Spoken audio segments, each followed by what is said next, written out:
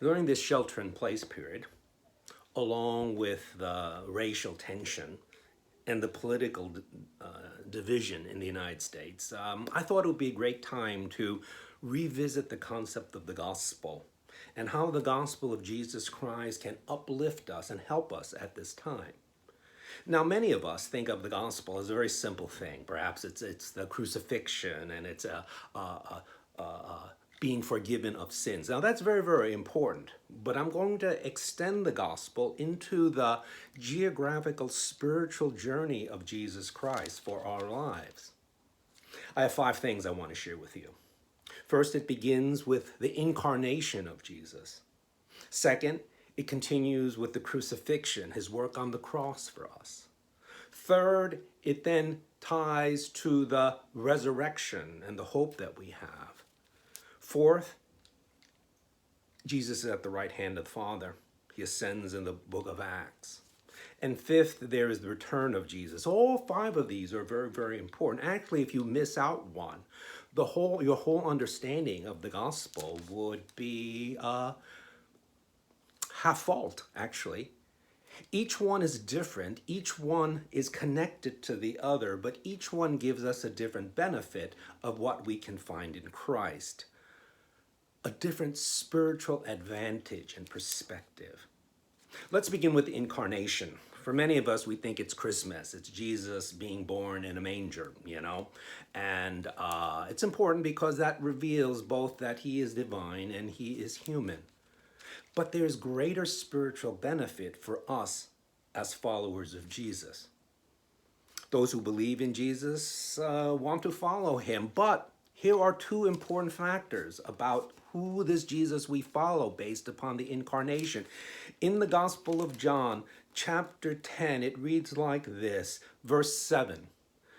So Jesus said to them again, "Truly, truly, I say to you, I am the door of the sheep." Verse 11, I am the good shepherd, and the good shepherd lays down his life for the sheep. Now, we all want to sing praises to Jesus. We all want to follow Jesus. But perhaps at this time, you have to be reminded, and I have to be reminded, that he is the shepherd. He will take care of us, and he's a good shepherd because he will sacrificially take care of us, as he ultimately did on the cross. You see, at this time, where things may be in a big turmoil in your life and a mess and everything sort of at a pause, or you might be at loss, you may feel that God doesn't care for you. That could be furthest from the truth, because in the incarnation, Jesus Christ himself revealed to us that he is the good shepherd, that he would lay down his life for us. That is a very, very loving Christ, and we need to be reminded of that, lest we are engulfed by the problems that surround us. There's a second aspect of the incarnation that I'd like to share, and that's an aspect found in the book of Hebrews. Hebrews chapter 2, I'm going to read verse 18. For since he himself was tempted in that which he has suffered, he is able to come to the aid of those who are tempted. 2 chapters later, chapter 4, I'm going to read verse 15. For we do not have a high priest who cannot sympathize with our weaknesses, but one who has been tempted in all things as we are, yet without sin. Therefore, let us draw near with confidence to the throne of grace, so that we may receive mercy and find grace to help us in the time of need. Now, this perspective of the incarnation is very, very important.